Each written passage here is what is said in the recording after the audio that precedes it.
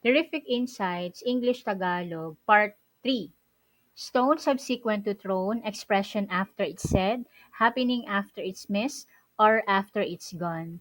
Bato kasunod na itinapon, ekspresyon pagkatapos nitong sabihin, nangyayari pagkatapos na ito ay napalampas, oras matapos itong mawala.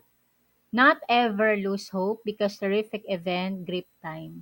Hindi kailanman mawalan ng pag-asa dahil kahangahangang kaganapan, oras ng pagkakahawak. Gorgeous faces are all around, but intelligent mind are hard to find.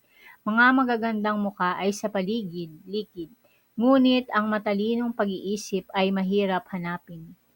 At no time, gloom-ridden people wreck your 24 hours. Sa walang oras, ang mga taong puno ng kalungkutan sisirain ang iyong 24 oras.